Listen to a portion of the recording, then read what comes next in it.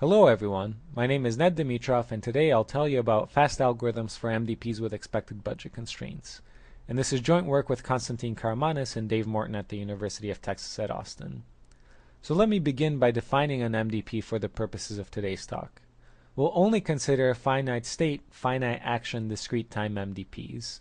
So you define such an MDP by giving a set of states, a set of actions available in each state, transition probabilities which tell you the next state given the current state and the action chosen, a probability distribution over the set of states which tells us which state we begin in, and a set of immediate rewards. And the goal of our MDPs is to maximize the discounted infinite horizon reward. To be able to write down running times of algorithms to solve such MDPs, let n be the number of states, let there be a actions in each of the states, and let gamma be the discount factor we are given.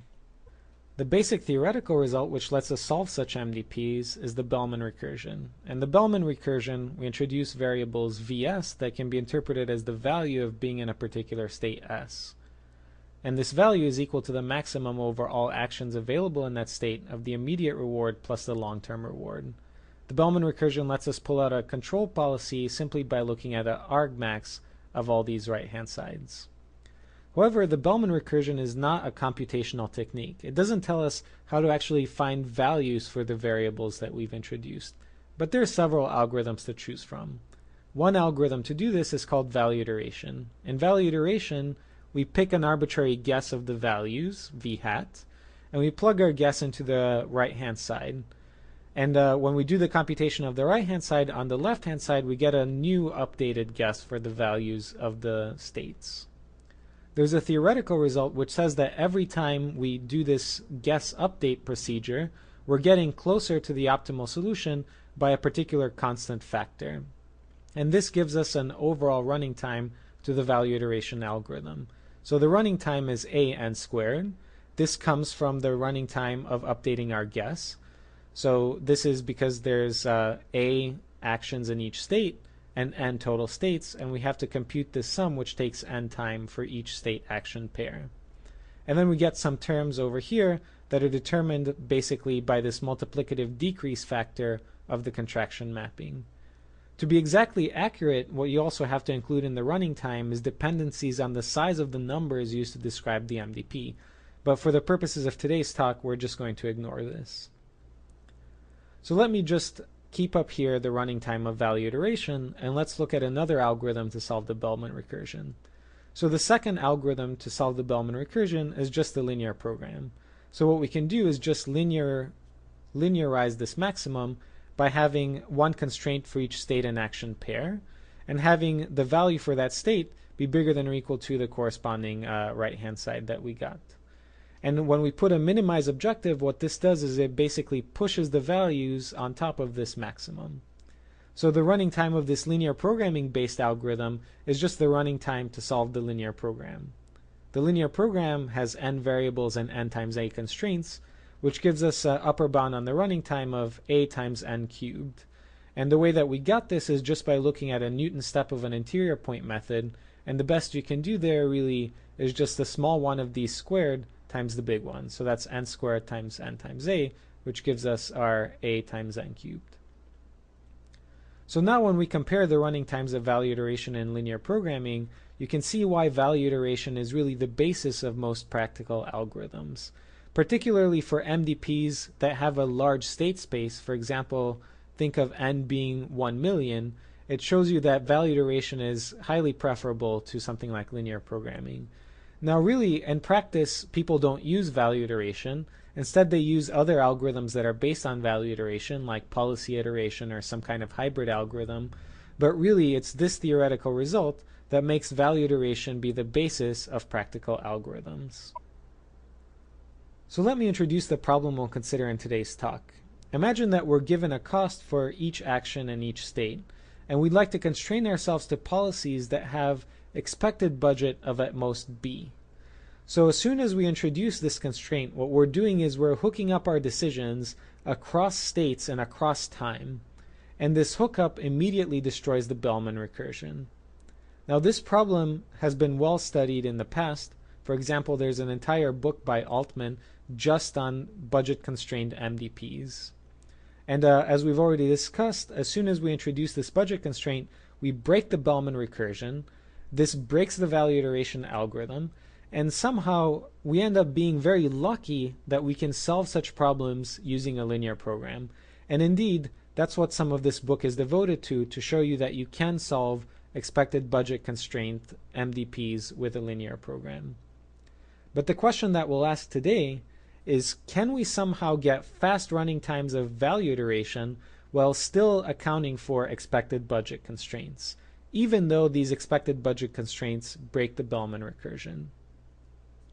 So here's what not to do if you're trying to create such fast algorithms. So if we want to get the running time of value iteration, what we need to really avoid is solving any sort of n by n linear system. The reason for this is such linear systems take n cubed time to solve, and as soon as we do that, we're basically breaking the advantage that value iteration has over linear programming. In today's talk, we'll see two results. The first is an exact algorithm that for m budget constraints has running time that's polynomial in m times the running time of value iteration, and gives you exact feasibility in all the m budget constraints. The second algorithm has a better dependence on m, so it's only logarithmic in m times the running times of value iteration, but it only gives you approximate feasibility. In other words, we can only guarantee that we're using at most 1 plus delta times the budget in each of the budget constraints, and this delta shows up in the running time. So here's an overview for the remainder of the talk. First, we're going to talk about how one can incorporate expected budget constraints into the LP formulation. Then we'll talk about how to get fast algorithms for a single budget constraint. We'll generalize this to the exact algorithm we saw on the previous slide. And then I'll have to just briefly mention the approximation algorithm, and we'll conclude with some big picture connections to other problems in the literature. So how can we incorporate an expected budget constraint into the linear program? So this is the linear program that we saw from several slides ago, the one that solves the Bellman recursion, and it has a dual. And this dual has a very nice interpretation, particularly for its decision variables. So the decision variables are XSA, one for each state and action pair, and this can be interpreted as the expected number of times we perform action A in state S. Now if we look at the objective function, what this is the reward that we get for doing action A in state S times the expected number of times we do action A in state S. So this is really the expected reward of the MDP, and we want to maximize that. So really, this program makes a lot of sense in terms of our MDP interpretation. So one thing I'd like to point out is that we know that MDPs have time homogeneous, non-randomized solutions. So what this means in terms of this linear program is that there always exists optimal solution where a single action is used in every state. So there isn't any sort of randomization going on. So let's imagine sticking in an expected budget constraint into this LP. How can we do this? Well, we have the expected time that we perform action A in state S, and this is the cost that we perform action A in state S. So this is really the expected cost of our policy, and we want that to be less than or equal to B. And so this turns out that it's a very nice linear constraint, and we can stick it into our linear program. But as soon as we do this, we can no longer guarantee that no state randomizes between actions. There may be, the only thing that we can guarantee is that there's at most one state which randomizes between actions. And the reason for this is that there might be some action that's very favorable but has very high cost. And this randomization is needed to basically be inside of the budget constraint while still maximizing our objective. So just to simplify our notation for the rest of the talk, let's drop these sums and just think of them as dot products. Okay, so if somebody comes to you and shows you this linear program and says, you know, I have a really fast algorithm for this if I could only get rid of this single budget constraint. Well, the first thing that you would think of doing is a Lagrangian relaxation. So instead of doing this constraint exactly, we're just going to have a penalty lambda for violating it, and we're going to kick that up to the objective. So let's see how we can solve such a problem. So for a fixed value of lambda, what we get in this problem is just an MDP. So a fixed value of lambda lets us combine these two terms in the objective function, and we just get an MDP where we've messed with the rewards a little bit. Now suppose that we use a very low value of lambda. So for example, lambda is 0. What this does essentially is it ignores the expected budget constraint, and we might end up overusing the budget with our policy. If instead we have a very high value of lambda, for example lambda is infinity, what this makes us want to do is have this term be as negative as possible. So in other words, we want to underuse our budget as much as possible. So high values of lambda underuse the budget. This gives us a natural algorithm. What we can do is simply do a bisection search to find the right value of lambda. And when we find the right value of lambda, what this gives us is the optimal value of the MDP, but not the optimal solution. And the basic question is, how can we recover this optimal solution once we found the right value of the penalty lambda? The first thing to notice is that the return solution might either overuse the budget or underuse the budget. We don't know which one. And what we'd like to do is find one of these many optimal solutions that is just feasible inside of our budget constraint. So one way you might think of doing this is solving some kind of KKT type system, but this doesn't work. And this is exactly because we want to avoid solving n by n linear systems, because that destroys the running time of our fast algorithm. So it's not exactly straightforward, but one thing which ends up working to get you the optimal solution is guessing which state does the randomization. Okay, so let's see how one might go about trying to generalize this to m budget constraints. What we can do now is have our cost be a cost matrix, b is a cost vector, and lambda is a vector of penalties. We can use the ellipsoid method to find the right value of lambda, and again this gives us the optimal value, but not the optimal solution. So how can we recover the optimal solution? Well, it turns out that guessing no longer works, because to guess the m states which do randomization when we have m budget constraints takes us n choose m time, which is simply too long for the fast running times that we require. So this simple, straightforward Lagrangian relaxation approach just doesn't work. So let's see what does work. The key is to reformulate the problem in an inefficient manner. So here's our original formulation of the problem with m budget constraints. And what we're going to do is express x as a convex combination of points that are in this set cap x. So here's our convex combination, theta, and that's going to be our decision variable.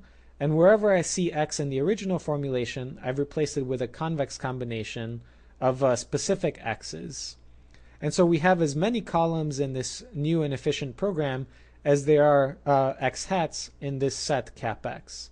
So there's basically infinitely many columns in this program. However, we only have a few constraints. There's one constraint here that tells us that we have to have a convex combination, and m budget constraints over here. The linear program that we've just formed has a dual, and this dual is going to have few variables, m plus 1 variables, one for each of the constraints of our original program, but it's going to have infinitely many constraints, one for each specific x in this cap x set, because that's how many variables we had in the original program. So just so that you're following along, let's see how we got this dual. The r dotted with x hat appears on the right hand side. We get a 1 times the dual variable for this constraint, and we get a c times x hat times the dual variables for this constraint. So that's where we got that. And then the objective function, we get a b times the dual variables for the budget constraint and a 1 times the dual variable for the convex combination constraint. So that's where we got the objective. Okay, so now we have a linear program with few variables but many, many constraints. But we know how to solve this. We could solve this if we somehow had a separation oracle for these many constraints that we've introduced. So let's see how we might go about getting a separation oracle for these. So let me just rewrite these constraints by moving everything on the left over on the right hand side. So here we have an expression, and we want to get a separation oracle. In particular, imagine someone comes along and gives us a value of lambda and a value of pi. what we'd like to do is find the most violated constraint. So let's just formulate this most violated constraint problem. So we have our fixed value of lambda and our fixed value of pi. What we'd like to do is maximize the right-hand side over all x hats in x. So here's this maximization problem. We're maximizing the right-hand side over all x in cap x. But one thing that you should notice is that this is just an MDP, where again we've simply just messed with the rewards of the MDP. Lambda hat is data, c is data, pi is data. So we can combine this into just a single reward for our chosen policy x. So we have a fast separation oracle for this. And in fact, the fast separation oracle is exactly the value iteration algorithm that we discussed at the beginning of the talk. So let's see what we gained by this inefficient formulation. So we started with an inefficient formulation, but we know we can solve this using the ellipsoid method in time that's polynomial in the number of variables times the running time of our separation oracle, which is the running time of value iteration. And as the ellipsoid method works, it generates at most polynomial and n+1 constraints. And these constraints that are generated gives us a new LP that is equivalent to our original one, but has much fewer constraints. So instead of taking all of the x's in the original cap x, the only thing that we have to do is look at the generated x's, the ones generated by the ellipsoid method. D1 prime has a dual, and this dual now, instead of having many columns as before, is going to have few columns, only those generated by the ellipsoid method. Okay, so this LP that we ended up with, P1 prime, has few columns, only polynomial and n+1, and few constraints, only n+1. So we can solve it exactly in time polynomial and n+1.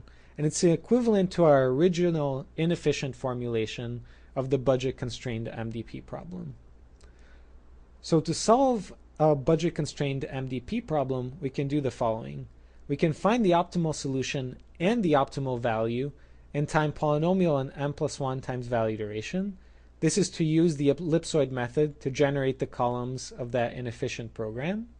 And then polynomial and n+1 to solve the program exactly and recover the optimal solution. And for the theorists in the audience, if you're worried that somehow I'm pulling a fast one on you by using the ellipsoid method in an appropriate way, you can actually formalize this as much as you like. In fact, there's a theorem from Groschtel-Lova-Schreiber that you can cite which says that this is an appropriate use of the ellipsoid method. For the practitioners in the audience, perhaps you don't like the ellipsoid method because it's inefficient, or perhaps you don't like value iteration because you have a better custom algorithm for your MDP. In fact, you can substitute both practically. You don't have to use the ellipsoid method. Instead, you can use your arbitrary favorite column generation algorithm to generate columns in the inefficient formulation. And instead of using value iteration for the separation oracle, you can use your custom MDP algorithm to do the separation. So this completes the results for the first algorithm. Let's go on to the second algorithm that gives us only approximate feasibility. And this algorithm will only be able to cover very quickly.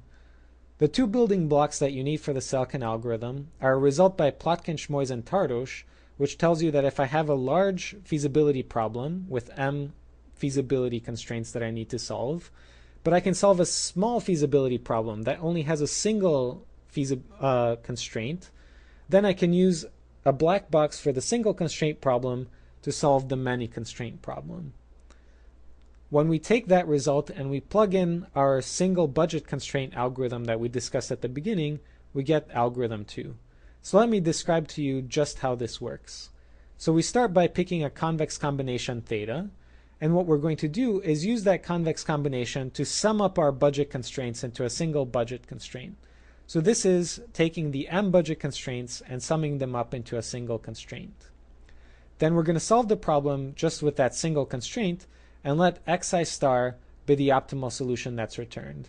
And the I is because we're going to do this in a loop, and so xi is the optimal solution returned in the ith iteration. So let's define the g's to be a measure of how violated each of the original M constraints are by the optimal solution that's returned. So in particular, G is going to be highly positive if that particular budget constraint is very violated. We're going to use this G to update our convex combination. And what we're going to do is we're going to increase the weight of constraints that are violated. So G is high when a constraint is violated. And what we're going to do is multiply it by 1 plus some small amount to the gth power. So if G is big, we're increasing this weight. And so those violated constraints are going to matter more in our next iteration. And the basic result following the Plotkin-Schmoyes and Tardosh framework is that we only have to do this loop a logarithmic in n times 1 over delta squared time.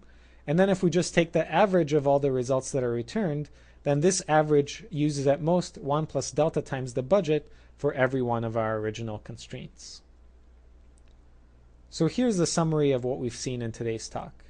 We've seen the first fast algorithm for budget-constrained Markov decision processes. But really, this work doesn't stand on its own. It's related to other work in the literature, and in particular, it's related to work on multi-commodity flow problem. So let me describe how. Imagine we have a multi-commodity flow problem with k commodities. So here, the objective function just separates into k parts. We have the flow balance constraints for each of the k commodities, and we have capacity constraints which hook up the k commodities. If only somehow we could get rid of these capacity constraints, we would have a very fast algorithm for solving the multi-commodity flow problem, because it would separate into k single commodity flow problems if we could get rid of these capacity constraints. So this is related to our budget constrained MDP, because if we could only get rid of the budget constraints, then we would have a fast algorithm. So in fact, what connects MDPs and multi-commodity flow is that there's a skeleton framework for getting fast algorithms for problems. And here's some papers that give you this framework. Of course, there's Groschtel, Lova, Shriver that describes the ellipsoid method, and this was integral to giving our algorithm 1. There's work by Grigoriadis and Kachyan and Plotkin, Schmoyes, and Tardosh, which sets up the multiplicative weights update, which was integral to getting algorithm 2. Garg, Koneman, and Fleischer have used these results to get fast algorithms from multi-commodity flow, and Aurora, Hazan, and Kale have most recently used these algorithms to get fast algorithms for semi-definite programs. And so the basic thing for the audience to think about is, can similar techniques be used to speed up your problem? Thank you very much for listening.